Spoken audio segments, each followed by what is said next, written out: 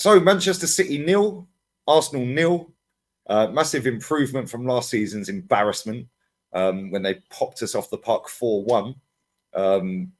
Defensively, we were unreal today. Kept him down to one shot on target, which was off the shoulder of Nathan Ake.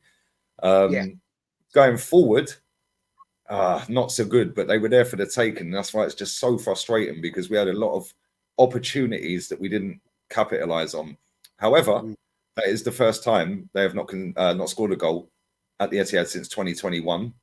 So that's decent. William Saliba, who got man of the match, I would have given it to Declan Rice, but I see why he got it. He came out after the game and said, we shouldn't be happy with a point. I'm happy with that. Proper mentality. Yeah, maybe we're the mentality monsters. And we've got the best defence in the league. We've got the best goal difference in the league. And the title wasn't decided today, guys. Make sure you smash a like on the video. I'm going live. Well, you'll see this after the Real Madrid game, actually. So forget that. Jez, Arsenal history and more. Link will be in the title. Kenny Ken 1972 Insta. Jez, give us your little breakdown of how you see that today, mate. Well, it's always going to be a game of, I can put it, it's two giants. I'm going to say giants battling it out. It was like, to me, a heavyweight boxing competition where they were going to negate each other. And it proved that way. I called it. It's going to be a stinky 1-0 to the Arsenal. Didn't work out. We had our chances, but we negated them. We were under extreme pressure for 13, 14 minutes in that first half. But the mental strength of our defence that wasn't there this time last year proved that we could get this over the line. And I'm saying that. I'm sticking my neck right out there. I'm on the chopping block right now, okay? I'm putting it there, yeah? I'm not hiding anymore, yeah? Because, I've never hidden. I've always said it as it is. The fact it is, I think, Liverpool got that win against Brighton. Shame, unfortunate. But we've got Luton coming up. Brighton away. I will be there. And I think we can still go for it, guys. Seriously, I'm positive. Tricky place to go to the Etihad, as you quite rightly said. First time they haven't scored in forever, and we get it over the line. It's 0-0, stinky game. But hey, people, that's sometimes how you win the league. We've done it before, right? We did it under Jules Graham. We did it under Arsene Wenger, and we did it under managers before that, right? Let's put it right. The 71 team wasn't a bloody brilliant, all-out winning team like the Invincibles were. Yeah, the fact is we got it over the line then under Bertie Mee. I don't see why we can't do it again. Well said, mate. Kenny Ken 1972 on Insta. Make sure you follow him as well. Kenny, what did you make of that? You know what? I expected it went as I expected. I expected Man City to be on the front foot, to have a lot of the possession. But I really, really was pleased, and I expected our team to be organised, and I expected our defence to, play, with like with courage, like Lionhearts, and we did. I thought it was a very, very good performance defensively. The fact is that we gained more out of that point than Leicester City did. But when you slap everyone on the back, the biggest elephant in the room is Liverpool Football Club, because it's very unique that we have got 3 teams that are more than capable of winning this league. So let's just hope this point we gained isn't like a defeat, because at the moment, the way things are going, a point is just as catastrophic as a defeat, because of the fact that we've got 3 teams going for that title, and Liverpool right now got the advantage. Thanks. You know how this works, guys. If you don't like the ratings, cry. We don't care. We're back on Wednesday. Leave yours down below. Jez, let's go with the goalkeeper. He had 1 save all game. Yeah, 7 for me, Raya. Great save at his feet. Could have gone horribly, horribly wrong. Fair play to the fella. 7 for me, mate. Ball distribution was a bit iffy today, but yes, 7. Ben White, Kenny. I thought that first half, when Man City were on top and playing out their skins, that in terms of from an attacking point of view, without penetration. Benjamin White was our best attacker. He stretched the game and he did fantastically well. And he defended like a lion. I thought Benjamin White was probably one of our better players. I'm going to give him an 8. Yeah, I totally agree. First half, he was quality, whipping some nice balls in as well. Let's go to the opposite side. Kivior, Jez. Kivior, yeah. I thought the left side today, Lee, was a little bit weak. In fairness, they didn't seem to link up with midfield, and yeah, Jesus didn't link up with Jorginho, and it didn't work for me today. Kivior, I'm going to give him a 7 because I don't think he did anything wrong, but it wasn't a great performance. Not the best today. Let's go to William Saliba, man of the match, Kenny. William Saliba, easy 9 out of 10. There was a bit of a bit of sloppiness, but the way he was in control of Haaland, the way he made his last-ditch tackle, his position was excellent. 9 out of 10. This is his best performance in an Arsenal shirt. He's been in the first team since the start of last season. Long may it continue. Trust me, this guy could go far. Who knows, man? He could be the like I said, a top international for France, despite what Deschamps says. But at the moment, for Arsenal, he's a mate.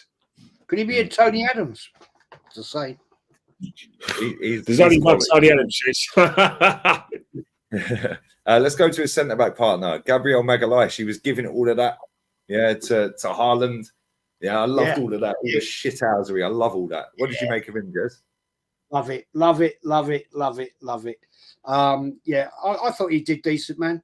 I'm going to give him. I actually rated Saliba 8 personally myself. I'm going to give Gabriel an 8. I love the shithousery though. At the end of the game, give it in their face. That's what you've got to do. Let's go to Declan Rice. Declan English. I thought Declan Rice played really well today. I think him and Rodri had a really good battle. I think from the way we played and what we gained out of it, I think Declan edged it a little bit. I'm going to give Declan a 9.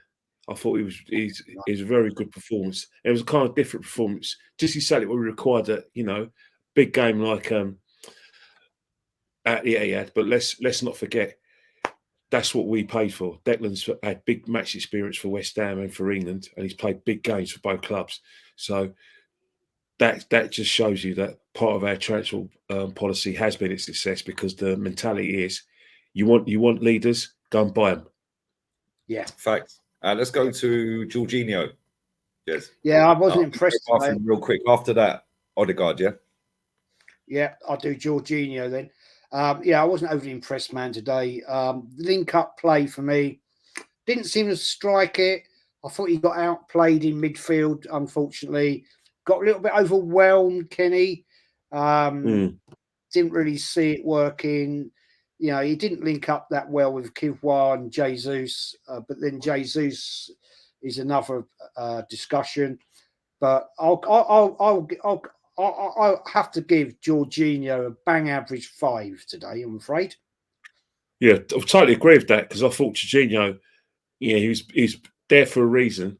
He was there to keep possession ticking over, and I think it took for us bringing on Thomas Partey, who was rusty for the first minute he came on, but after that he was more assured to actually give us some beef in that midfield. So yeah, totally agree. Martin Odegaard today, he was more impressive from a organisational point of view when we didn't have the ball than he was from an attacking point of view. He did try to get into those sort of little circles, but City read a lot of what Martin Odegaard did. So I'm going to give Martin Odegaard a 6.5, because I thought his work was more impressive defensively than it was offensively. So it's a high 6.5 for me. Yeah, I agree. Not very good, ducking out of tackles. Anyway, let's move on. Let's go to Jesus. Any Christians out there? Big up to you. Happy Easter. But our Jesus was not resurrected or re-resurrected today. What did you make of him, Ches? He was awful for me, mate. Worst player on the pitch. Terrible. He certainly didn't do well today. I know religious people won't like what I'm going to say. he certainly wasn't on the crossing today, was he? Because he was shocking, man. Way too many touches in front of goal. You know, look when you're playing that position, right? Let's put it right. He's not bloody Thierry Henry. You're not going to take 5 touches out in front of a defence when you've got 5 people in front of you and slot it. Just bloody take the shot, man. Don't try and dribble it around the defence. Take that shot. You might get a deflection. It might bang in the goal. It might hit the post, but you've got to take the opportunity. You're not that striker. Yeah. And he admits he's not a natural goal scorer. So just ping a shot in there. Don't try and dribble it through a defence. You ain't that level. Sorry, fella. No, you're a 4, man, today. I'm giving you a 4. Let's go to the opposite side. Bukayo Saka, Kenny. Bukayo Saka sacrificed himself for the team. Although in the second half, you know, he could have won us the game with that great assist. Jesus, who Jess is just speaking about, you know, we needed a striker. We got someone who scores goals occasionally, and it told. Today I'm going to give Saka a 6.5. Thought he made sacrifices defensively. I thought he had a good little battle with Guardiola, but I thought in the first half Guardiola won that battle in terms of like he was getting into attacking areas. In fact, in that first half, the best attackers was Guardiola and Benjamin White. Yeah. Let's go to 29. Made some great runs off the ball. Shame Odegaard couldn't find him. What did you make of him, Jez? Well, there was one opportunity there. Great shame. Ball crossed in. I think it was Jorginho. I can't remember. Keeper parried it. No, it wasn't. Was it? I can't remember. Anyway, I can't remember. There was the second half. No, it was Trossard. He parried the ball and it literally glanced. Went over his head. That, if he'd been 3 foot behind that ball, right? Yeah. He'd have nutted that straight in.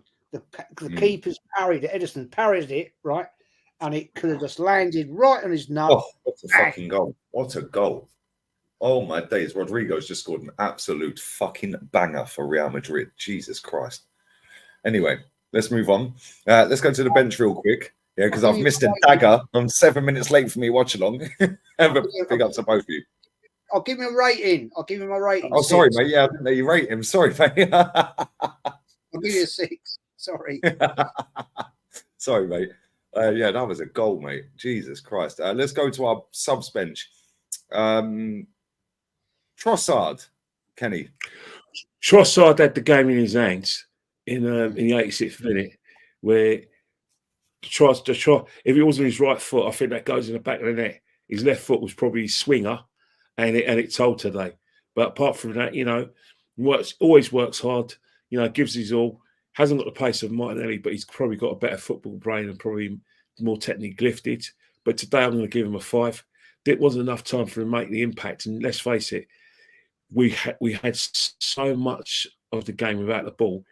It was always going to be an outlet if we do make our very, very rare attacks. So what he did, what was okay, but, you know, 86 minute, you know, championship round, you've got to put it away. 5 for me. Let's go Tomiyasu, Jez. Yeah, came on, caused a bit of confusion. I think in my book, he very nearly caused us a big drama, but he got lucky on that. I mean, why are you trying to hook the ball, right, with your left foot over your head when you're in that position? I don't get that. That could have caused major dramas. The guy's clearly not ready match fit yet. I'll give him a license. I'll give him a license on that. He came on, did his job. I'll give him a 5. Let's go to Gabriel Martinelli. Not enough time for him to make an impact again. It was a situation where the game kind of passed him by when he came on, but that was understandable because the onus was on the defence and organisation. So I'll give him a 5. Last but by no means least, Thomas Partey. Nice to see him actually get on the pitch. Apart from letting Erling Haaland after looking straight at him on a corner where he missed that chance, he looked straight at him knew he was free, and then turned around and left him. Other than that, I thought he did well. Yeah, I'm glad to see him back on the park. I won't deny, but yeah, not quite fit enough, I believe, yet. I'd like to see him start. I'm going to put this out there, right, against Luton, right. I'd like to see him start. Get in there. We're going to need this fella. We are going to have to need this guy, and we need to get him up to pace. So, yeah, not great, but I'll give him a 5. You know how this works, guys. If you don't like the ratings, cry. If you do like the ratings, happy days. Smash a like on the video. Sub to Jez. Arsenal history and more. Follow Kenny Ken 1972 on Insta. I'm going live straight after this. Real Madrid are 1-0 up, 10 minutes gone. And yeah, we're going to do a 3-2-1 and rate the manager. 3, 2, 1, 8. 7. I'm going to go 8. I thought his team selection was perfect, and I thought the tactics were absolutely perfect. And his team executed it well. He knew exactly what was going to happen, and he actually coped well because, you know, he adjusted to the fact that there would be no space in the counter attack when Man City played 2 DMs in Rodri and Kovacic. So that in turn made him adjust really well. And I thought he'd done that brilliantly. Big up to everybody who's locked in. Jez, what you got coming up, mate? And happy Easter to you and your family. Tomorrow night, 6 o'clock, match review with Kenny, and Northside might be there, but he did say he's got family commitments, so he might not be able to make it. I think Anthony's coming on, and I might be dragging the Yeti out of his Yeti cave, but yeah, it's all good. There we go. Make sure you do that right now, guys. Also, make sure you follow Kenny on Insta. What you got coming up, mate? Well, what I've got coming up, I've got Jez tomorrow at 6 o'clock. I've got our podcast is at 7 o'clock on Tuesday, and I'll be at the Emirates Stadium to go and watch us play Luton Town. And then obviously Jez is going to be at the Amex Arena on Saturday for the match. Yeah. There we go. I'm back with. Told you to do it that way. Yeah, sideways. Come back with the points, Jez. Come back with the points. Yeah. I'm live right now, so come and join me on Lee Reacts. I'll be back again tomorrow with Saeed at 11:45, I think, and then I'm going straight live for the first championship game. Doing 3 championship watch-alongs tomorrow. I'm also on with LB tomorrow. Hence why I've had to swerve the podcast, because he came on and did a preview and so on and so forth. And 3 championship games. And yeah, we're out of here. Check out all of the guys' stuff. Check out the away. 42. I'm 42 from 5K. Come on. Sub come on. to Jez. Now, sub to Jez. I'm not sure why Real Madrid are wearing purple, and Bilbao are in white at the Bernabeu. What's that all about? Oh well. Right. Oh well, never mind. I'll tell you why they're wearing purple. It's this little thing that I'm actually like doing. It's this. Yeah, 100%. 100%. And they're making billions, mate. But listen, we're out of here, guys. Big up to everyone who's locked in. We're out. Adios, amigos. Ciao.